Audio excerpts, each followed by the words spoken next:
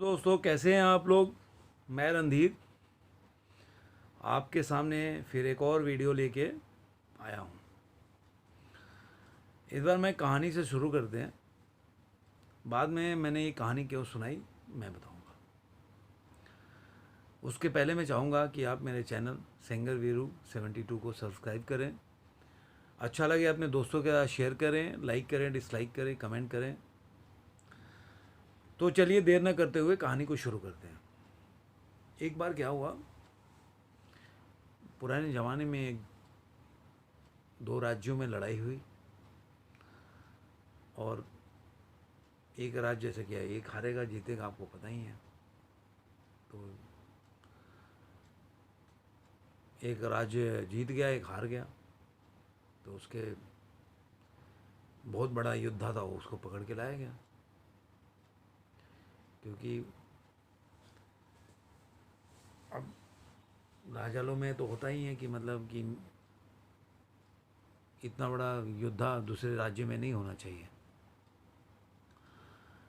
तो पकड़ के लाया गया और उसको भरे दरबार में हारने के बाद जब राजा जीत गया दूसरा वाला, तो उसने भरे दरबार में जो हारा हुआ था बंदा, उसके योद्धा को बाकी सारे लोग मारे गए।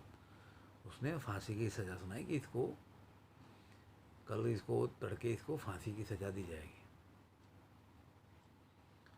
हो गया, बात आई गई, ख़त्म हो गई। अब जब उसके घर में पता चला, जो योद्धा था उसकी बीवी वगैरह बच्चे रोने लगे। लेकिन जो नियति में जो राजा ने उस समय बोल दिया, तो बोल दिया ने कि भाई फांसी की सज़ा तो कल होगी इनकी। तो एक पहले पहले से ही आज भी देखते हैं कि लोग पूछते हैं कि भाई आखिरी इच्छा क्या है। तो राजा सोचा, यार इतना बड़ा योद्धा है, यार मिल के आते हैं यार भाई, और इसकी अंतिम इच्छा भी पूछ लेंगे और देख ले, इतना बड़ा योद्धा है उसे। राजा गया और जब उसके कारावास के केबिन में घुसा तो वो खड़ा हो गया। तो बोलो, तुम्हारी अंतिम इच्छा क्या है, तुम कुछ कहना चाहते तो बोलो। अचानक से वो योद्धा फूट फूट के रोने लगा। अब दूसरा वाला राजा हैरान कराया, मैं तो सोचा कि तुम तो मृत्यु से योद्धा लोग घबराते नहीं है तुम तो, और मैं तो ये बड़ा आश्चर्य हो रहा है देख के कि यार तुम कल तुम्हारी मृत्यु हुई और तुम घबरा गए, रोने लगे। मुझे तो तुम्हारे बारे में पता नहीं क्या क्या सुना है कि तुम इतने बड़े योद्धा हो, ये हो, और जान हथेली पे लेके चलते हो। कितने लोगों तुमने युद्ध मैदान में हराया, परास्त किया, जान अपने जोखिम में डाल के। और तुम्हें रोता देख के तो मैं भी एकदम सकते में आ गया कि भाई यार इतना बड़ा योद्धा कैसे रो रहा है। वो कुछ बोले नहीं, रोए जा रहा है। राजा बोला, देखो तुम्हारा प्राण की वो वो दे के छोड़ के कि प्राण तुम्हारी छोड़ दूँ मैं या तुम्हारा सज़ा माफ़ कर दूँ, कुछ और मांगना चाहते तो मांग लो, मैं आज तुम्हारा मतलब मेरा दिल पसीज गया, मैं तुम्हें दे दूँगा। करा नहीं, मुझे अपने प्राण के लिए नहीं रो रहा मैं, मुझे फांसी की सज़ा आपने वो उसके के लिए बिल्कुल नहीं रो रहा मैं। आपने सुना है कि मैं बहुत बड़ा योद्धा हूँ, वो सही सुना आपने, लेकिन ज़िंदगी भर मैंने एक तपस्या किया था।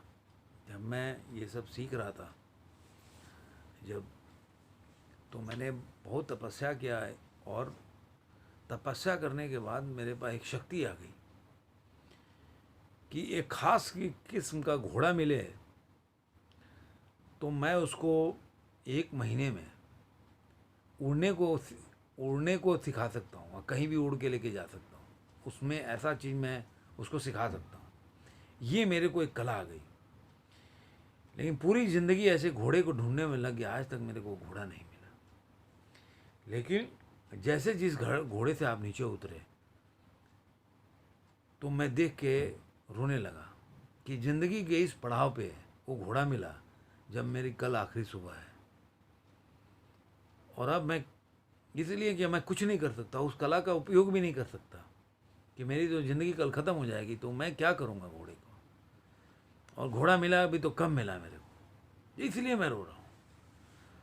और राजा को देखो, राजा को तो बोला यार ये तो तुम्हें कैसे पता कि, मतलब कह रहा कि अरे पूरे यही कला सीखा मैंने पूरी ज़िंदगी। कह रहा क्या सिखा सकते हो, घोड़ा उड़ना सीख जाएगा। कह रहा मैं तो इसको सिखा दूंगा इसको। तो कह रहा कि कितना टाइम चाहिए इसको घोड़े को सिखाने के लिए। कह रहा ये घोड़ा को पूरे तरह से उड़ाने के लिए मेरे को 1 साल चाहिए। कह रहा चलो मैं तुमको 1 साल देता हूँ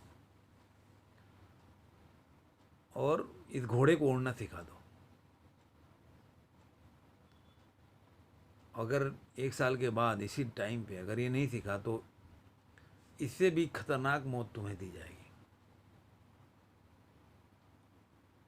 वो योद्धा घोड़ा उठाया और अपने घर आया। बीवी देख के रोने लगी कि आपको तो हम तो सोच रहे थे फांसी हो गई होगी आज सुबह, आप कैसे चले आए। वो और बिलख बिलख के रोने पड़ी। तो योद्धा ने पूरी कहानी सुनाई कि ऐसा ऐसा बात है। तो बेसिकली ये चीन की कहानी है, मैंने एक कहानी पढ़ी थी, वो चीन की कहानी है।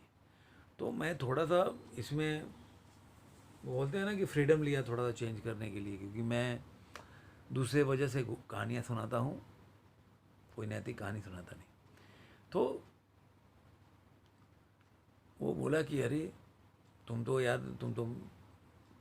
तुमको तो सज़ा होनी चाहिए थी, तुम तो फांसी के, आप तो बीवी बिलख बिलख के लिपट के रोने लगी। तो जब वो कहानी सुनाया तो और रोने लगी। भाई 1 साल तो ऐसे यूं ही कट जाएंगे, 1 साल तो कुछ भी नहीं होता, कल ऐसा लगे कल को ही निकल गया 1 साल। क्योंकि जब आप किसी चीज़ का इंतज़ार कर, कुछ पाना हो ना आपको, कि कोई बोल दे जाए कल आपको ये गिफ्ट मिलेगा, तो आपको 1 साल, 1 दिन भी 1 साल के बराबर लगेगा। लेकिन कुछ खोना है ना कि कल आपका वही चला जाएगा, तो 1 महीने के बाद भी अगर बोले 1 महीना बाद आपका ये चीज़ चला जाएगा, तो 1 महीना भी आपको 1 दिन के बराबर लगेगा अरे फटाफट दिन निकल रहा है। तो आदमी की मनोवृत्ति जो होती है ऐसे ही होती है, सिचुएशन वही होता है। हम जब पाने होते हैं ना कोई चीज़ पाना, तो उसके लिए हमारी मनोदशा अलग हो जाती है, और जब खोने की स्थिति होती है तो हमारी मनोदशा कुछ अलग हो जाती है, हम अलग तरीके से लेते हैं। तो पत्नी बोली वो तो आपको 1 साल तो चुटकी में निकल जाएगा। यहूदा बोला देखो 1 साल के बाद कुछ और सोच लेंगे, पता नहीं 1 साल के बाद वो राजा रहेगा कि नहीं, 1 साल के बाद ये घोड़ा रहेगा कि नहीं। अब घोड़ा ही मर जाएगा तो मैं किसको सिखाऊंगा। अभी मैंने कहानी इसलिए सिखाया कि हम हमेशा ना कल में जीते हैं।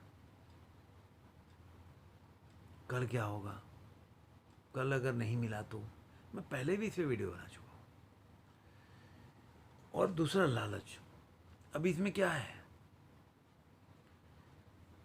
कि कल की लालच में राजा ने योद्धा को छोड़ा कि कल हमें ये घोड़ा प्राप्त हो जाएगा तो मैं तो दुनिया का सबसे बड़ा राजा कहलाऊंगा कि उसके पर उड़ता हुआ घोड़ा है।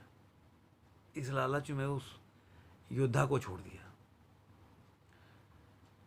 कल से हम इतना अपने को बांध के रखते हैं कि कल ये मिल जाएगा, कल ये खो जाएगा, कल ये नहीं रहेगा।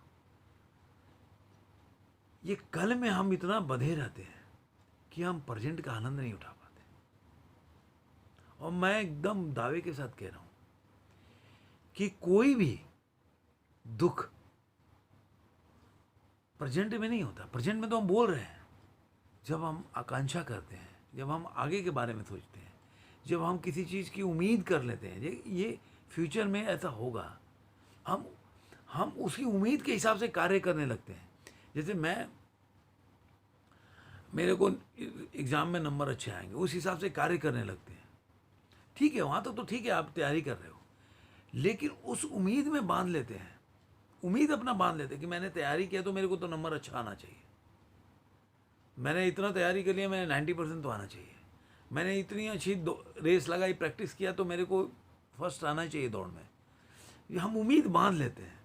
मैंने अपने बच्चे को बहुत अच्छे तरीके से पढ़ाया लिखाया, अब इसको मेरे को ना जब मैं बूढ़ा हो जाऊंगा तो मेरे को ध्यान रखना चाहिए, मैंने बीवी को बहुत अच्छे तरीके से रखा तो मेरा उसको भी मेरा ध्यान रखना चाहिए। ये जो उम्मीद बांध के रखा हमने हर एक चीज़ से फ्यूचर में, चाहे वो आदमी हो चाहे परिस्थिति हो, जब हम उम्मीद मान लेते हैं तो दुख शुरू हो जाता है। हम प्रेजेंट में नहीं जीते हैं, हम उम्मीद में जीते हैं, इस उम्मीद में।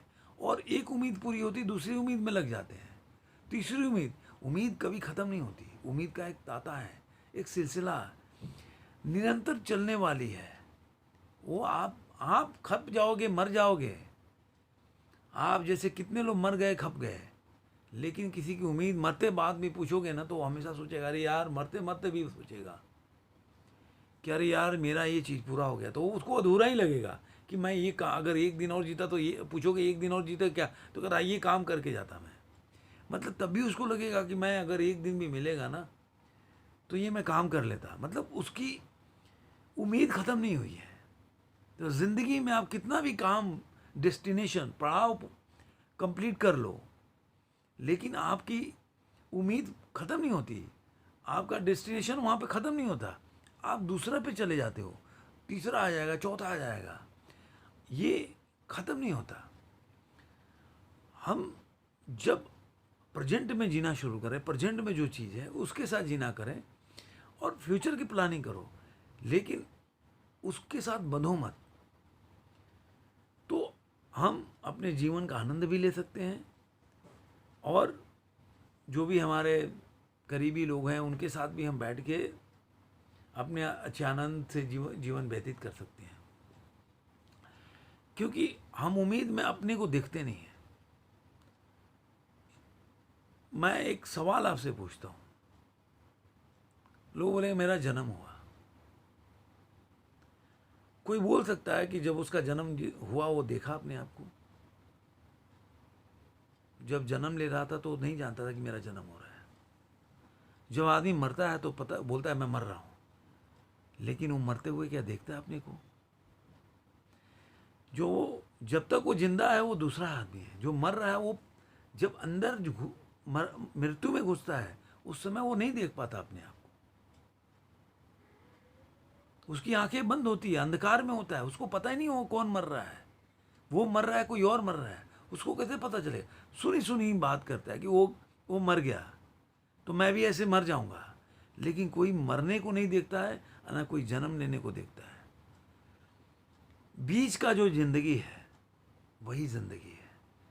तो जो चीज़ आप देख नहीं पाओगे, जब वो स्टेट ऑफ माइंड में जाते नहीं हो, सुन के जाने हो, जो किसी ने बताया है कि भाई जन्म ऐसे हुआ तुम्हारे वो फलाना आदमी ऐसे मर गए तो तुम भी ऐसे ही मर जाओगे, तो आप भी देखते हो अरे वो आदमी मर गया तो मैं भी मर जाऊंगा, लेकिन आपने मरने की अनुभूति नहीं की है। इसलिए being present, enjoy the moment. Thank you very much, धन्यवाद।